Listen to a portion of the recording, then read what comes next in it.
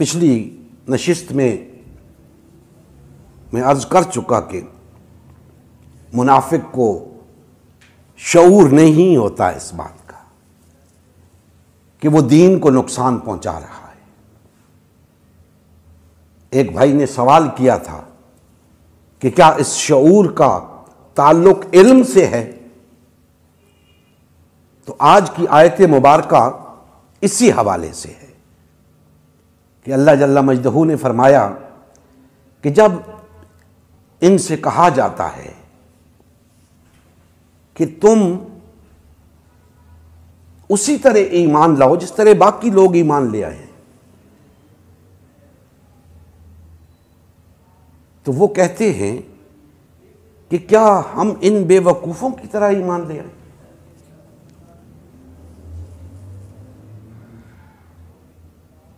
ये वो लोग हैं जो अहले हक को बेवकूफ समझते हैं। उस दौर में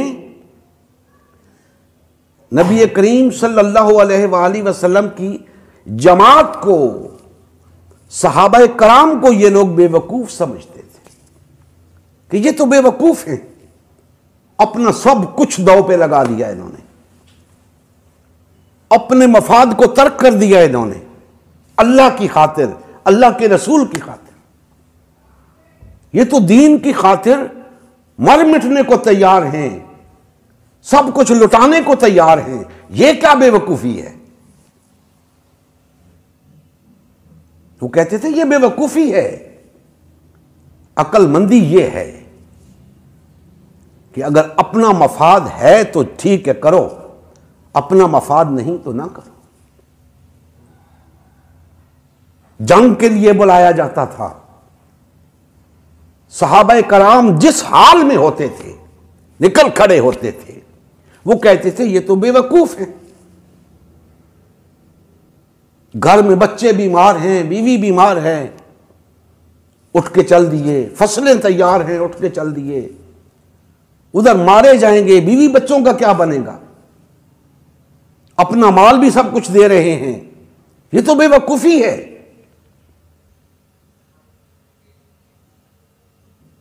हां, अगर पता हो कि जाना है, नुकसान कुछ नहीं होना, फायदा ही मिलना है, तो फिर ठीक है। अगर हमें अपना मफाद हासिल होगा तो फिर ठीक है।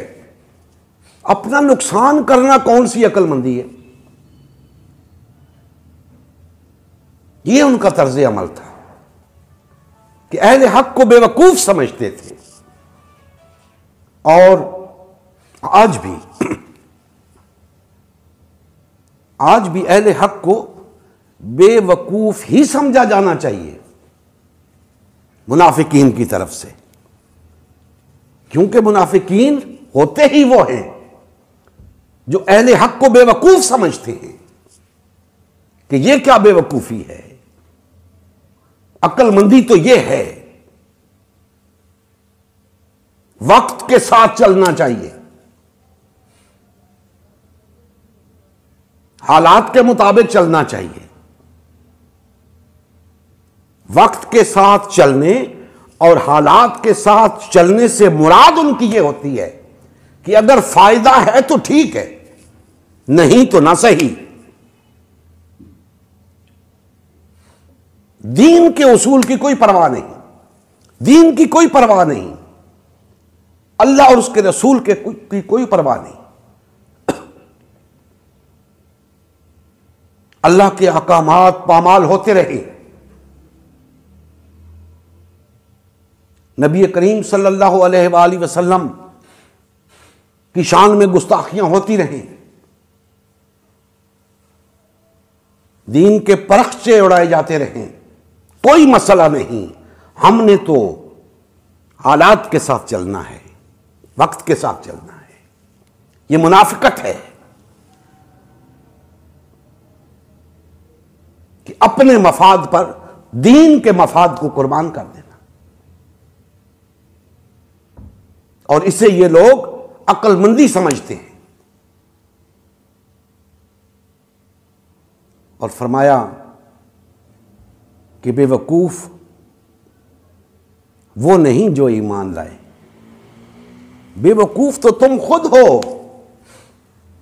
ये खुद बेवकूफ हैं, लेकिन जानते नहीं, इन्हें इल्म नहीं इस बात का। वो अपने तनी अक्लमंद समझ रहे हैं बेवकूफ, उन्हें इस बात का इल्म नहीं, उन्हें इस बात का शऊर नहीं। अहले हक को बेवकूफ समझते हैं।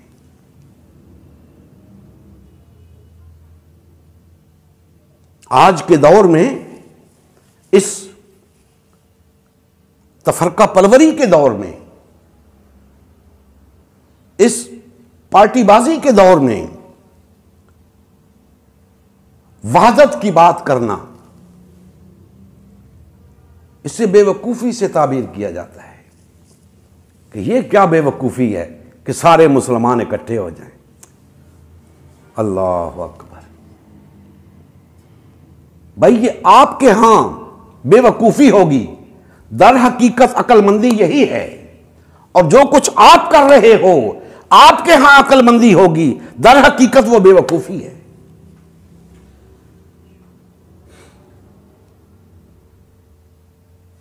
भाई ये कौन सी अक्लमंदी है कि आप पार्टियों में तकसीम हो जाएं, तफरके में मुब्तला हो जाएं? ये कौन सी अक्लमंदी है? ये तो सरासर बेवकूफी है। लेकिन चूंकि इससे उनके मफाद को नुकसान पहुंचता है, अगर वो तफरके और पार्टीबाजी को तर्क करते हैं तो उनके मफाद को नुकसान पहुंचता है, इसलिए वो कहते हैं कि ये क्या बेवकूफी है।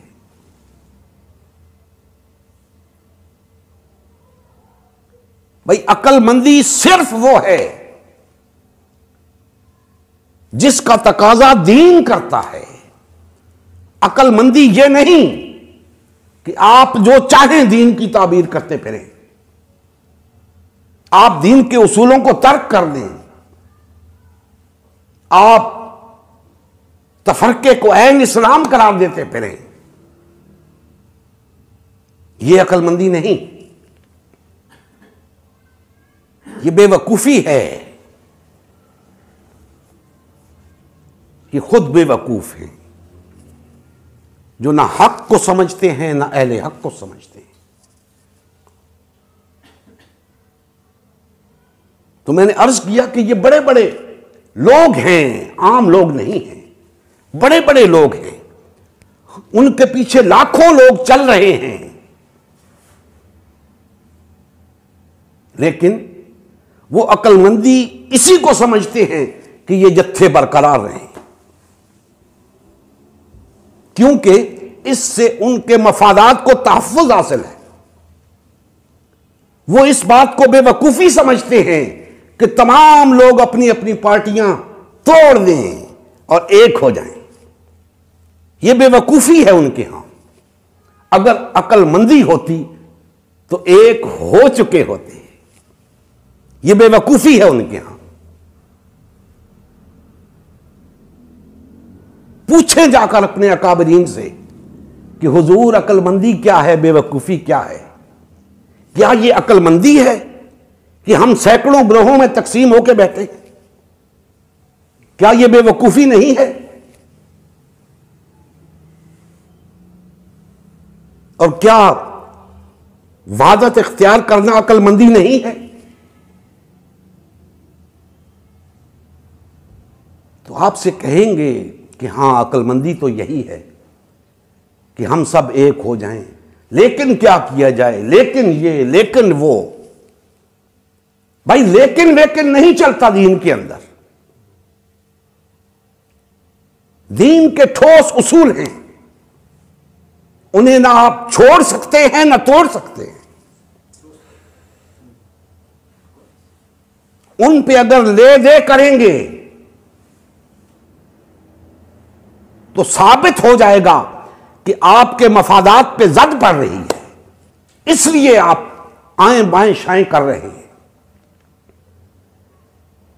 और अगर आप अपने मफादात को तहफ़्फ़ुज़ देने के लिए लेकिन वेकिन की तकरार करेंगे तो पता चलेगा कि ये तो मुनाफिकत हो रही है दीन के साथ। सीधी बात क्यों नहीं कहते अगर तुम मोमिन हो? दो टोक बात क्यों नहीं कहते अगर तुम मोमिन हो?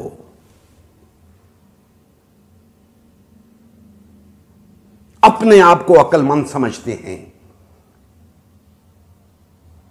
पार्टियां बना रखी हैं, मसनदें सजा रखी हैं, पूरा प्रोटोकॉल मिल रहा है इन्हें, पूरी मराआत हासिल है इन्हें,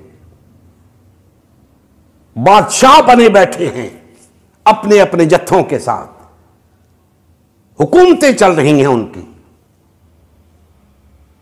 कैसे वो दीन की खातिर अपने मफादात को कुर्बान करें? असासाजात का शुमार ही नहीं। जितनी बड़ी बड़ी जमातें हैं, बड़े बड़े लीडर हैं, इनके असासाजात का शुमार ही नहीं। इतना माल इकट्ठा कर रखा है, लोगों से चंदे ले लेकर, खाले इकट्ठी कर करके इतना पैसा इकट्ठा कर रखा है, इतनी जायदादें बना रखी हैं कि अब दीन की खातिर उन्हें छोड़ने को तैयार नहीं, दिल नहीं मानता। दुनिया को दीन पर कुर्बान करने को दिल नहीं चाहता इनका। बनते फिर रहे हैं दीनदार, दुनिया को चिमट कर बैठे हुए हैं, दुनिया को समेट कर बैठे हुए हैं। दीन पर उस दुनिया को कुर्बान करने को तैयार नहीं।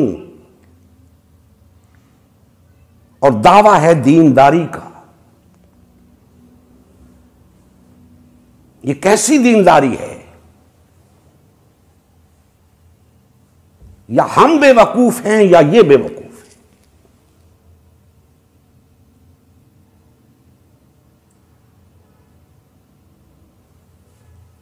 वादत और तफरके का फर्क अगर आपकी समझ में नहीं आ रहा तो आप कैसे दीनदार हैं?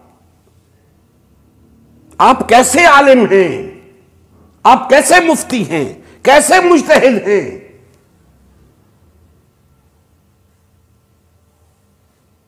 कि आपको यह बात समझ में नहीं आ रही कि तफरका निरी बेवकूफी है, अक्लमंदी वहदत है।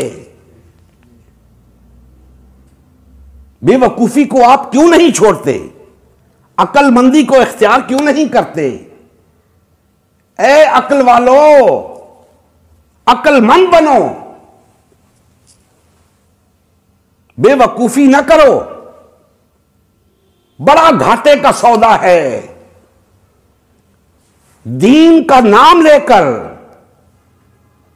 बेवकूफी करना मुनाफिकत है।